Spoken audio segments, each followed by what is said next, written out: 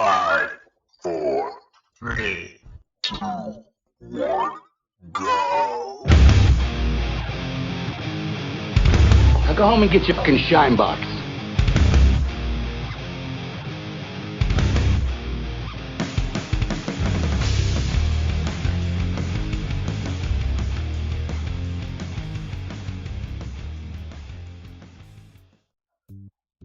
Welcome back to Go Get Your Shine Box, a gritty, real-world podcast that tells it like it is. How's everybody doing tonight? Well, as a matter of fact, things have been better. But thanks for asking. Little technical problems, too. But, Yeah. what are you going to do? Yeah, and also dog problems. But Yeah, and dog problems are worse than technical problems. Yeah, technically speaking. So, anyway, we're going to jump into something, again, to show our diversity, if you will, because we're all about the diversity here at Go Get Your Shine Box. Our tonight's topic, which, by the way, is episode 20, which is kind of a landmark for us, the big 2-0. Why you need an AR-15. Yeah, are you got an audio ready to go, or are we going to talk about? No, let's toss this idea around. I need a little more gain from Joe, and then I'm going to do a brief history. I got a couple of lines on a brief history. All right. The current political debate over AR-15s, aka assault weapons, is purely pushed by, number one, politicians, but number two, useful idiots, people who are unwilling to think about their position or even understand statistics of assault rifle involved crimes and so forth. It's sheer ignorance, and when you have the availability of knowledge and you continue to go down that path of ignorance, there's something wrong with you. Well, I think that there's multiple reasons where they pick on the AR-15, and it's not that they don't want us to have the AR-15; it's that they don't want us to have any firearm at all, and they're just using the AR-15 because it happens to be the most popular, most owned firearm in the United States right now. So that's where they'll start. You can't avoid the fact that, number one, it looks similar to a military weapon, and that makes it easy for them to decry it as scary weapon. Sure. But the politicians, this is a perennial money raiser. Oh, sure. It's a base issue. It's an industry for them. It's a cash cow. Yeah. So keep that in mind. So let's go into a brief history because, there's people out there that, they know a little bit, but they don't know everything. We don't know everything, but we know most, or more, I should say, more than others in some cases. We know a little bit more. Yeah. Anyway, that rifle was first used in mass during the Vietnam War as an alternate to the M14 rifle at the time, which they used both. But if you were lucky enough to get the M16, and the AR, this is a little bit confusing because this is where people say, well, it's a military weapon. Well, AR, we'll get into, once I complete this, you'll understand what I'm talking about. In the 50s, the gun manufacturer Colt purchased the rights to the rifle, but had difficulty selling it to the U.S. military. I believe, because the M14 was 30 cal, and they were a little bit suspicious about a 22 caliber. The M14 was a 308. Yeah, it's 30 caliber. Thanks. Okay. The Armalite division of Fairchild is the first phase of the company's history and where it first built the AR-10 rifles. In 1959, the Armalite company sold the design to Colt, that's a little reversed. In 1963, the U.S. military selected Colt to manufacture the automatic rifle that soon became the standard issue for U.S. troops in Vietnam. It was known as the M16. So that's where the little confusion is with the people who don't care to dig into the history. Armed with that success, Colt ramped up production of the semi-automatic version of the M16 that they sold to law enforcement and the public, marketed as AR-15. When Colt's patent for the AR-15 expired in the 70s, other manufacturers began making similar models, like they do with every other End of patent. Those gun makers gave the weapons their own names, yet the popularity of the AR-15 turned into a generic term of all styles of AR-15 rifles, kind of like the Q-tip thing. And here's the most important fact. If anything you could take from this, AR stands for Armor Light Rifle. It's named after the company that developed the firearm to begin with. Contrary to popular beliefs, it doesn't stand for assault rifle or automatic rifle. Well, that's the new definition from the left, though. So it'll be referred to as the automatic assault rifle. Hold on, I am consulting with the Ministry of Truth. Go ahead. I'm sorry, but we're going to have to imprison you for misinformation. It is it is definitely an assault rifle. And it's not 30 caliber, I bet. No, it's not. I don't care what anybody says. It's a 22 caliber. Okay. 22 caliber. It's a 22 caliber, and that's a fact, Jack, as they said in Stripes. All right. Yeah. So let's talk a little bit about the AR-15 and how it's been banned, or how it's been. They tried to ban it for stupid things like if it has a bayonet lug, it's considered dangerous and illegal to own in New Jersey. Yeah, it's specific to states. You're correct. Yep. Right. So what? Maybe Paul, maybe you can explain to me, why does a bayonet lug make a rifle dangerous? Well, everybody knows that getting stabbed is a lot more painful and deadly than getting shot with a bullet. Everybody knows that. Everybody knows that? Everybody knows. So that means that you can put your bayonet on the end of your rifle and you can stab somebody with it? What about if you put your bayonet on the end of a broomstick and run into a crowd of people? Well, then it's a Nancy Pelosi assault broomstick. Oh, okay. She can also ride it around as a mechanical weapon. Yeah. Yeah, the minutia out there as far as the regulation of the AR is absolutely crazy. And by the way, there's approximately, and nobody knows for sure, but approximately, legally speaking, 20 million AR variants in the United States.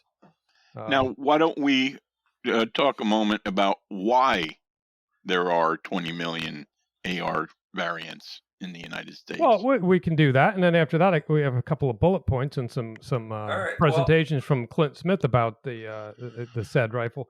All right. Why? Well, first of all, they became popular when they were produced by Colt as a civilian weapon. One main reason was it was light, it had a high capacity, it was an easy gun to shoot, it was field strippable very easily. I mean, you literally push one detent plug pin and it breaks open. As it went on, like any other popular item, regardless whether it's a gun or not, it became a massive aftermarket parts aftermarket parts market. I guess that's a double whammy. Yeah. So that intrigued a lot of people because it was fun. It was something you could play with. It's something you can modify and change and have fun with it. I think you nailed it, Joe. I think that's exactly the point. It was a fun gun. It is a fun gun. And you can accessorize it in 1,000 different ways with different grips and sights and whatever, rails and colors, you name it. Early on, I had bought a Colt SP1. Now, that is like the Sporter. That's like the holy grail of AR-15s. Everybody wants an original Colt, and I had this Colt SP1 with the triangle stock that was issued in Vietnam, and 20-inch barrel. And by all practical modern reasons today, nobody really wants that rifle because it doesn't have the collapsible stock, and it's in the short barrel, and doesn't look really mean compared to some of the stuff that's out. It's not tactical. Right, it's not exactly, but it was a classic, and it's something that and this is America, so it made me happy. New Jersey banned it. I'm not even allowed to own that gun in New Jersey because for it has a bayonet lug. Oh my God. It has a flash suppressor. So that means you can still see the flash, but it's not as bright. What else? It has, what else, Jim? What else does it have that makes it illegal? It says, it's stamped on the side of the gun. It says AR-15. And any rifle that is an AR-15 in New Jersey that actually says AR-15 is illegal. But if you have one that says AX-15, that's okay. Yeah, a variation, but but it's the same gun. It's the same of gun. Course it is. But back to our original point: why do you need one? Oh, why do you need one? Why do you need one? And I'm gonna throw out a couple reasons here, and then we can discuss them. I got 4 bullet points, and we can discuss them as we go. Wait, why do you need golf clubs? Well, we're going to get into the controversy of that, but this isn't an anti or pro gun. This is just, why does the average person need an AR-15? Take somebody generically off the street that doesn't have any political views one way or another and say, this is why you need one. And I don't have, these aren't in any particular order regarding most important or less important, but number one, home defense. And of course, people are going to say, well, you need a machine gun for home defense? Well, home defense regarding multiple intruders, home break-ins, smash and grabs, whatever they're doing nowadays. And of course, depending on where you're living. And it's not a machine gun. No, it's not a machine gun. Of course not. I just threw that in as a little troll for the lefties. But here's a little clip from our friend Clint Smith that gives you a little insight. And he's kind of quirky, but he has a couple of good points. So check this out. Urban rifle, in the most simple definition, would be how to fight with a rifle inside what you would consider to be normally pistol ranges.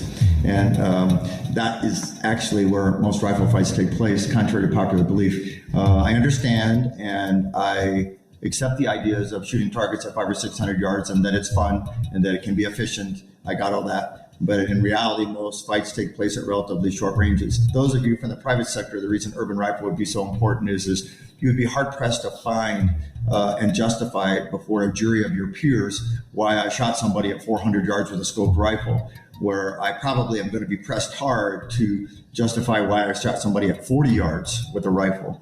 4 yards, 8 yards down the hallway, linked to my house, yes, it could be done and we could do it. People go, well, isn't a rifle a bit much for using inside?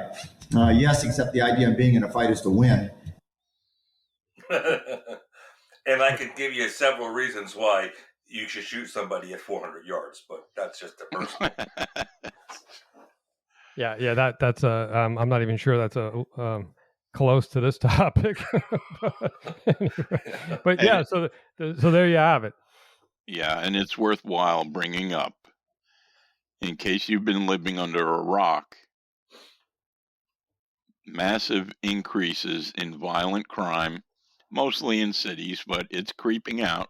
I've talked to my local police. I live in a semi-rural suburban area, and we've got gang types coming out from the cities, doing, smash and grabs on cars and stealing cars and this sort of thing.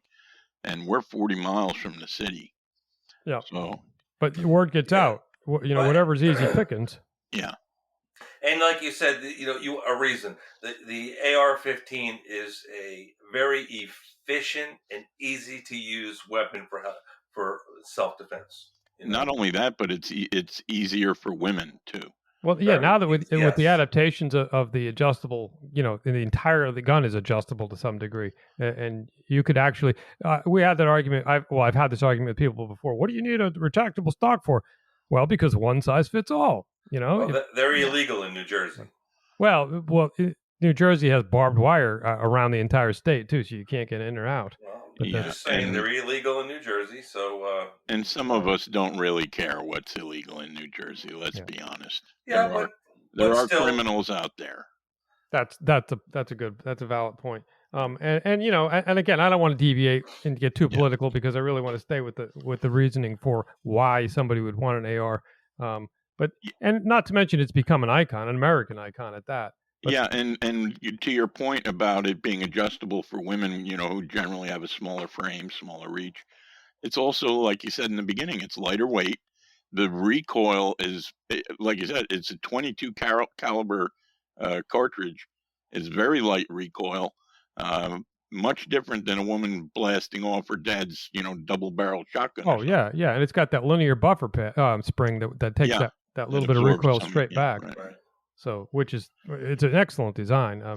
God and John Browning got together on that one.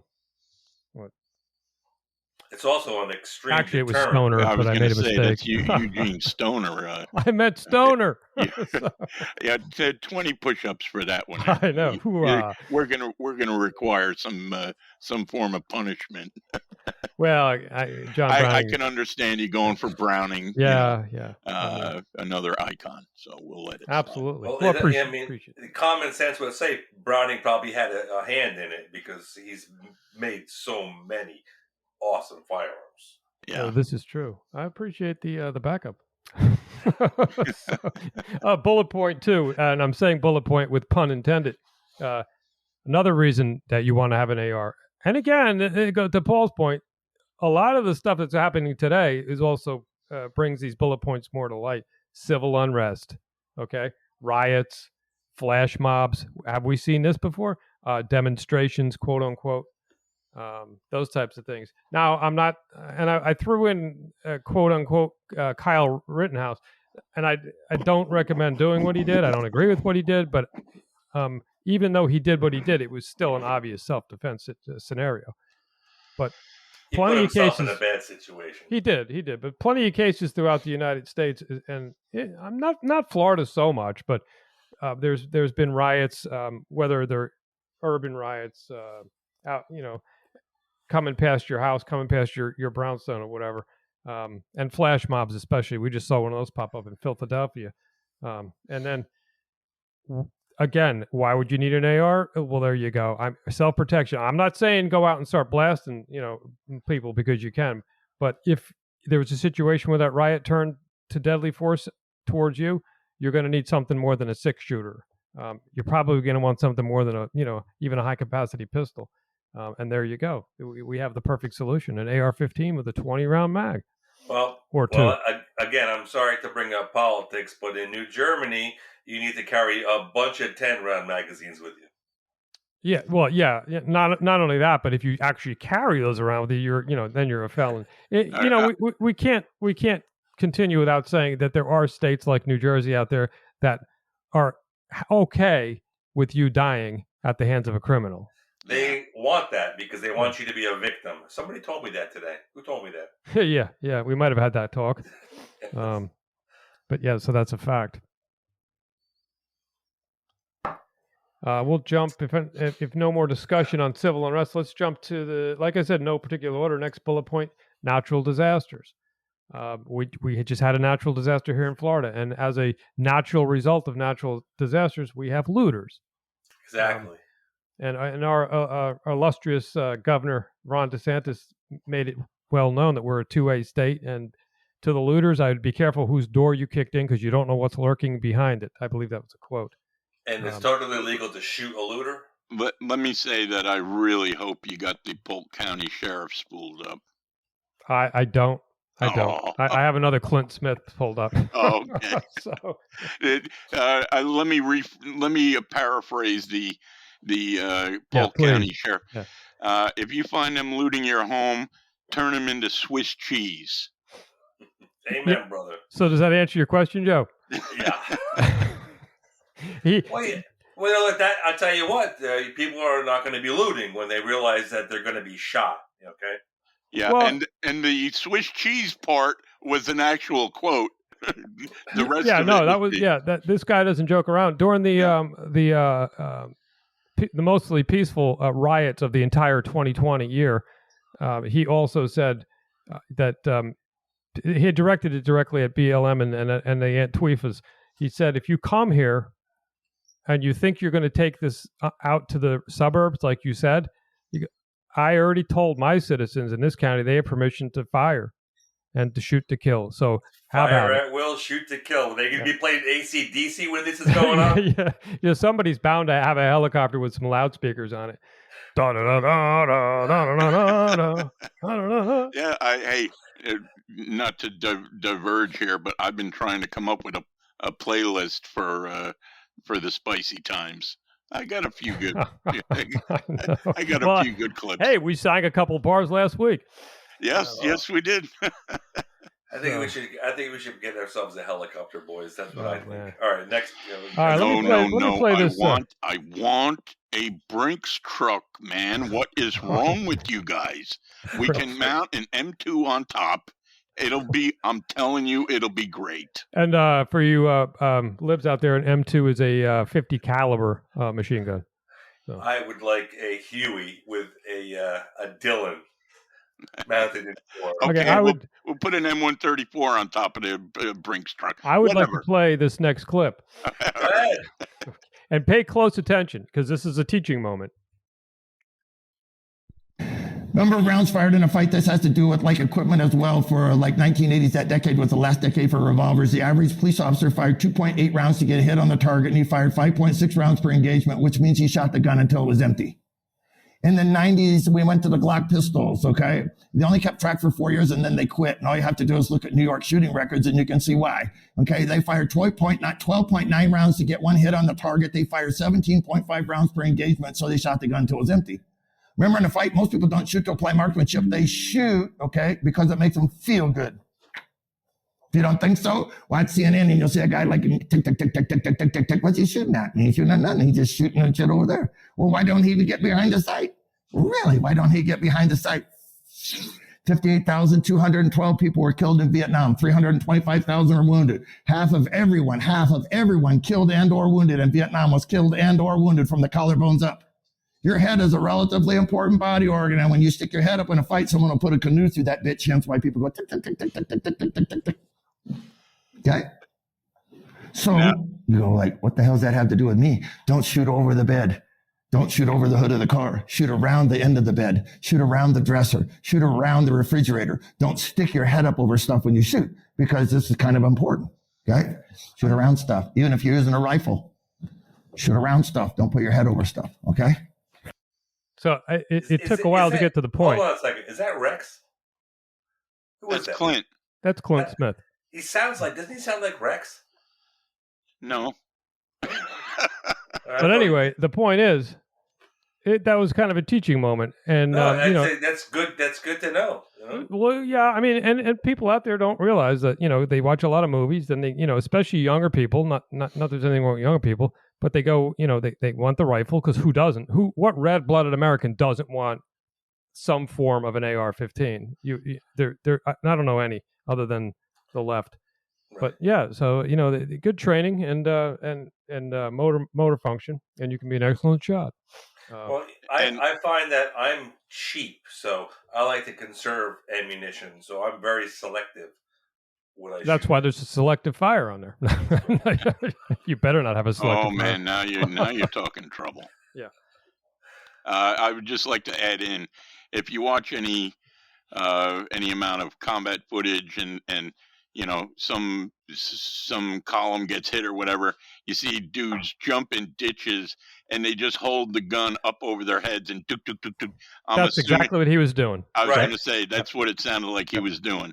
Tuk tuk tuk tuk tuk tuk.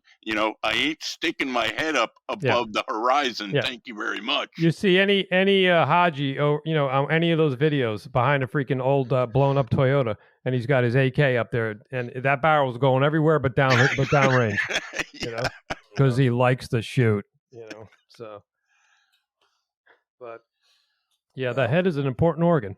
In World War I know that a lot of people committed suicide that way in the trenches. Oh, popping their heads up. Yeah, they would stand. They picked their heads up. Sniper craft was rather big in World War One. Yeah. Anyway, fourth bullet point, and I guess I said I didn't put them in any particular order yet. I kind of saved this one for last because it's low hanging fruit. Why should you have an AR-15? The Second Amendment says so. That's why. The Second Amendment says shall not be infringed, and you have the right to bear arms. And you also have the right to bear the most iconic arm of the 20th and 21st century, okay, which is the AR-15. Can I get an amen? Amen. And you know what? You know what kills me is that you hear these libtards crying about the Constitution, and for their rights. It seems like it's like a selective rights, and if you take away one right, you just eliminate one thing in our Constitution that collapses the entire Constitution. Well, exactly. And the ironic part about it is they're marching and complaining about a constitutional right that's not in the Constitution. And that comes from the point of ignorance.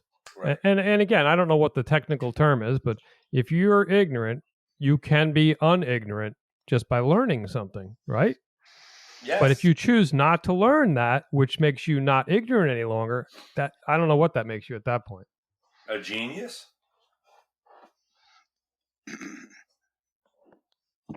Well, that was a big gap there. Yeah, I know. But did I stump you? Yeah, you stumped me. Oh. I was waiting for an answer. I gave you an answer. I said genius. That makes you a genius. Yeah. It makes you smarter than the rest of the pack. Yeah. Well, if you're thinking we're nearing the wrap up, I would like for you to talk about this. What to do next? Say you've never shot an AR, or you're a new buyer. What do you do?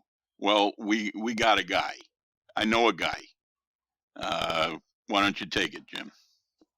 Well, the first thing you want to do is get familiar with the type of weapon that you're going to buy, if in fact that's what you're going to go out to buy. And of course, this podcast is all about why you need one.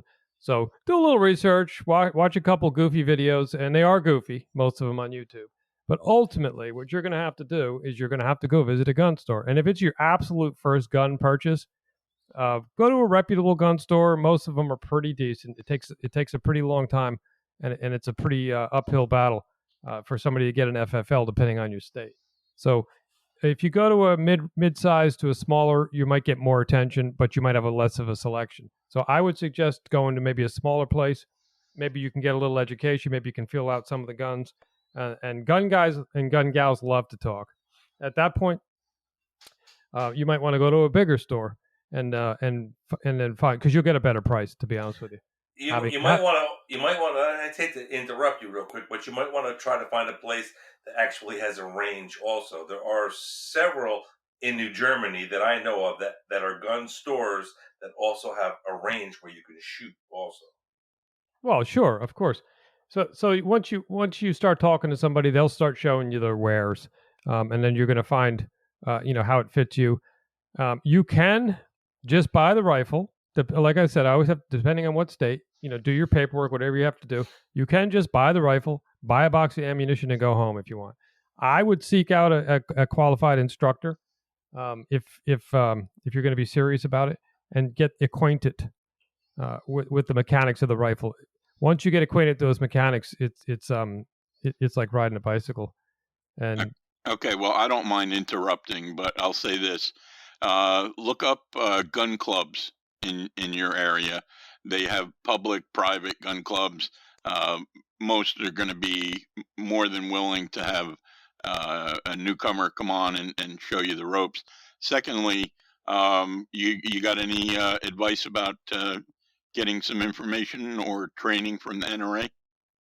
Oh, you could, for sure. You can go on their site and you can find plenty of information. You can find local instructors for that matter. It might cost you some money. And good to your point, Paul, gun clubs are a great idea, especially when they're readily available.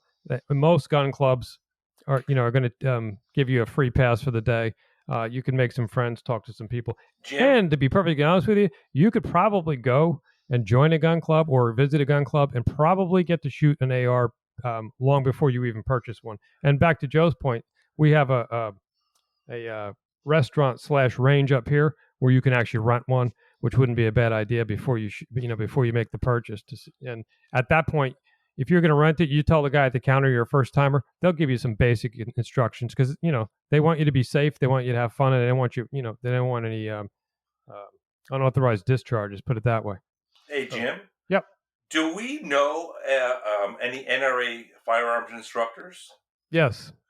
And who might that be? That'd be me. Oh, so if somebody was in your area, they could contact you. They could reach out at. They could reach out. Definitely. Shineboxcontact at gmail.com. And I can testify that Jim knows his shit. I'm going to just throw this out there as well. A lot of, and I've seen people who are new to guns. They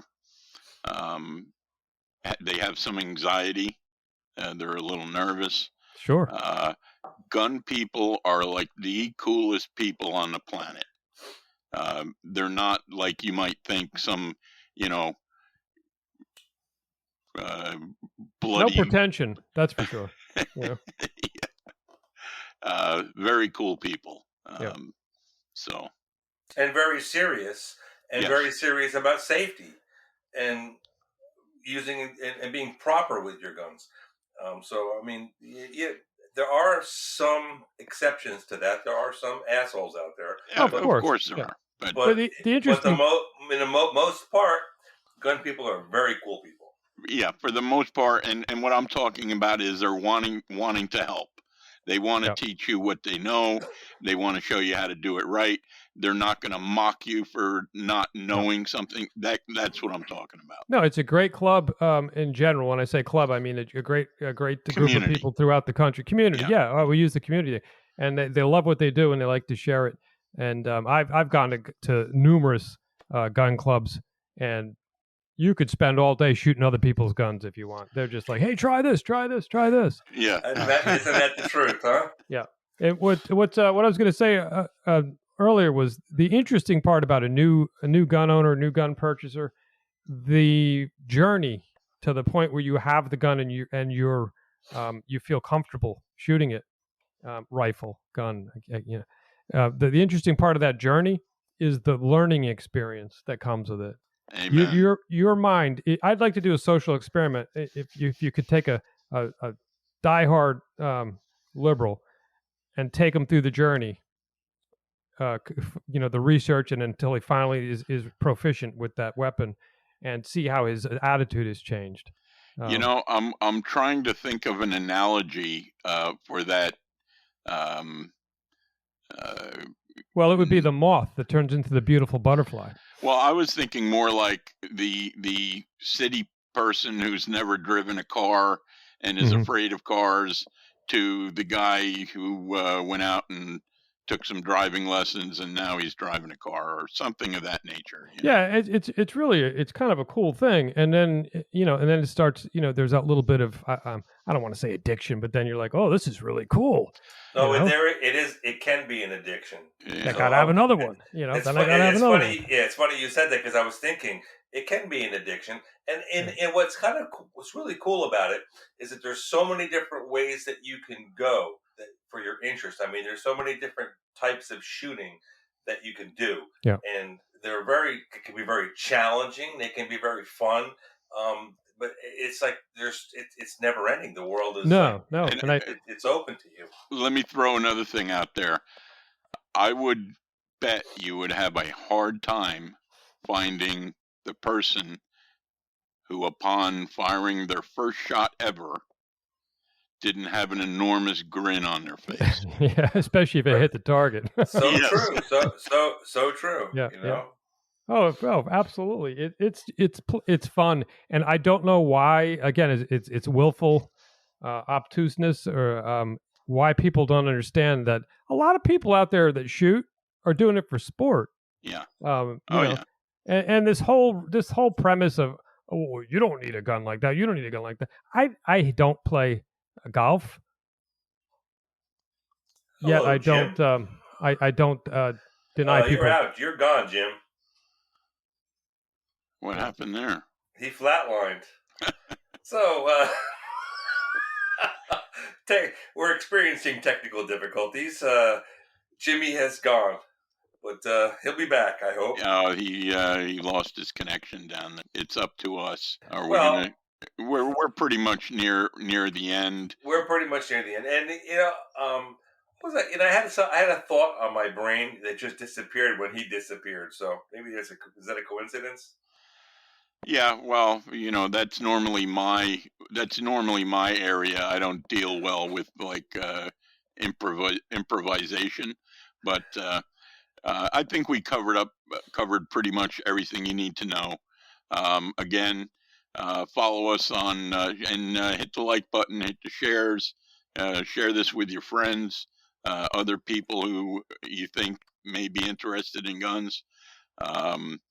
What's our email address? Oh, that's a good one, Paul. It's it's shinebox@gmail.com. well, I'm sorry, shineboxcontact at gmail.com. And if you're interested in Jim is a certified NRA instructor, and if you live in Florida, give him a shout out. Yes, he did my instruction not that long ago when he was up visiting, which was well, now that he's not on, and I can't like blow his head up too much, but he is just freaking ridiculously awesome. Okay, and who else would be good to listen to if you want to find out more about guns? You've got Kentucky Ballistics, Demolition Ranch. What's that old guy's name? Oh, how about Hickok 45? Hickok 45. Some of these. And if you're on YouTube, hit the like button, share this around, leave a comment. If you got any questions, we'll answer them all. And other than that, this is Paul signing off. I wonder if they're still recording. This is Joe signing off.